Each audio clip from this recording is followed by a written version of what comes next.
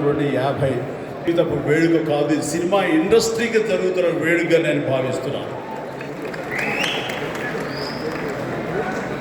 ఇది యాదృచ్ఛికమో కాకతాళీయమో లేకపోతే ఆ దైవ సంకల్పం నాకు తెలియదు, కానీ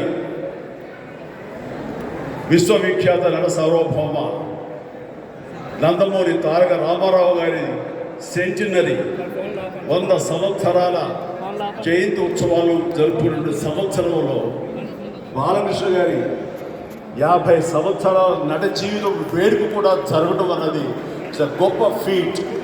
ఎవరికో ఎప్పుడో గారి జరిగిన అద్భుతమైనటువంటి ప్రక్రియ ఇది. అలాంటి రేర్ ఫీట్ సొంతం చేసుకునే బాలయ్య డెఫినెట్లీ మనందరి యొక్క అభినందనల్ని, ఆశీస్సుల్ని, శుభాకాంక్షల్ని పొందడానికి అన్ని రకాలుగా అర్హత ఉన్న వ్యక్తి. అండ్ రామారావు గారు మహానుభావుడు, ఆయన చెయ్యని పాత్రలు లేవు.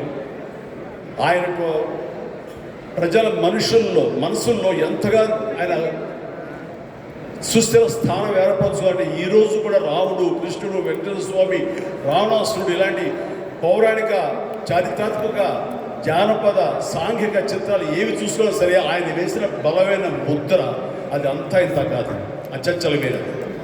అలాంటి వారి పుత్రుడుగా బాలకృష్ణ అదే నటనని తను స్వీకరించి అందులో రాణించాలంటే ఇది ఆషామాషి విషయం కాదు, ఛాలెంజ్. ఆయన పుత్రుడుగా ఆయన మించినటువంటి ఆయన్ని నుంచి ఎక్స్పెక్ట్ చేసేటట్టు దానికి తీటుగా ఆయన రాణించి మెప్పించి ఒప్పించడం అనేది ఆషామాషి విషయం కాదు. But Balakrishna he made it. నాన్నగారు చేసిన పాత్రలు చేశారు, నాన్నగారులాగా రాముడు, కృష్ణుడు పాత్రలు వేశారు, శ్రీకృష్ణదేవరాయల పాత్రలు వేశారు, అలాగే ఫోక్లోర్ సినిమాలు చేశారు, పాత్రలు